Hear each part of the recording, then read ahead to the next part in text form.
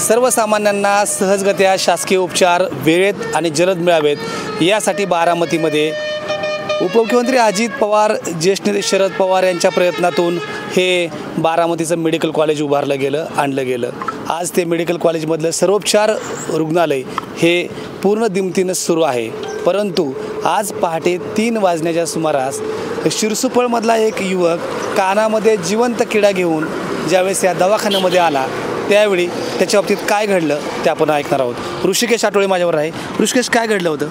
सुमारे 3-3:30च्या दरम्यान हॉस्पिटलमध्ये आल्यानंतर त्यांनी अर्धा तास वेटिंगला ठेवलं। वेटिंगला ठेवल्यानंतर त्यांनी नर्स बोलवले, त्यांचे डॉक्टर कोण आहेत त्यांना बोलवलं। नेमकं काय घडलं होतं आधी पहिल्या वेळेस आलतो त्यावेळेस त्यांनी बोलले तू काय झालं होतं नेमकं? कुठल्या गावचा रहिवासी तू? काय राहणार सिरसुपळ। झोपेत असताना किडा गेले असं जाणवल्यानंतर थोडेसे जखमा व्हायला लागला, ब्लड आलं बाहेर थोडंसं, म्हणून हॉस्पिटलला आलो। सुमारे 3:30च्या दरम्यान हॉस्पिटलला आल्यानंतर त्यांनी अर्धा तास वेटिंगला ठेवलं। वेटिंगला ठेवल्यानंतर डॉक्टर आले। डॉक्टर बोलले शक्यतो उपचार होऊ शकत नाही आता तुम्ही। ते बोलले आमच्याकडं इन्स्ट्रुमेंट नाही आहेत अवेलेबल, ससूनला किंवा प्रायव्हेटला जाऊ शकता तुम्ही। त्यांनी लिहून दिलं तेवढं आम्ही मग निघलो, कारण त्रास होत होता। त्यानंतर तुला कानात म्हणजे असं रक्त येत होतं, ब्लड बाहेर येत होतं। त्या हिशोबाने मी पण मग लगेच बाहेर आलो। 4-5 हॉस्पिटल बाहेरचे पाहिले, पण रात्री अवेलेबल न झाल्यामुळं सकाळी आज काढला गेला। काय साधारणपणे झालं होतं? नेमकं कसला किडा होता आणि तुला किती त्रास झाला? आतमध्ये काही जखमा झाल्यात का? कानाला आतमध्ये चावल्यामुळं ब्लड बाहेर आले, ते कान अजून पण दुखतोय।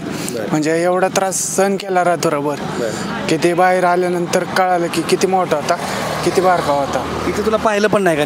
नीट पाहिलं पण नाही। आले मॅडम, टॉर्च लावला, बोलले इथं काय अवेलेबल होऊ शकत नाही, तुम्हाला प्रायव्हेटला किंवा ससूनला जावे लागेल। पण त्यांनी काय सांगितलं काय झालंय किंवा काय? काहीच बोलले नाही, फक्त आले, टॉर्च लावले।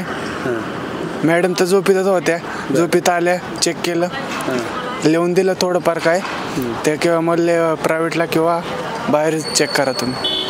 खरं तर शासकीय वैद्यकीय महाविद्यालयाच्या सर्वोपचार रुग्णालयात सर्व सेवा मिळायला हव्यात ही पहिल्यापासूनची उपमुख्यमंत्री अजित पवार यांच्यासह सर्वांची भूमिका आहे।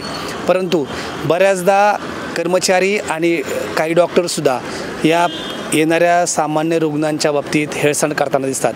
खरं तर यावरती उपाययोजना व्हायला हवी हीच सामान्य रुग्णांची भूमिका आहे। जर याच्यापेक्षा काही गंभीर असतं तर या प्रश्नानं मात्र ऋषिकेशची सुद्धा झोप उडवली होती। आज सकाळी त्याच्या कानातील किडा निघाला म्हणून त्याला आता थोडंसं बरं वाटत आहे। परंतु जर रुग्णालयाने वेळीच जर उपाययोजना केली असती आणि खरोखर मनापासूनच इच्छाशक्ती असेल तर काहीही करता येऊ शकतं। साधे उपचारसुद्धा करता आले असतील, त्यातून तो किडा बाहेर निघू शकला असता।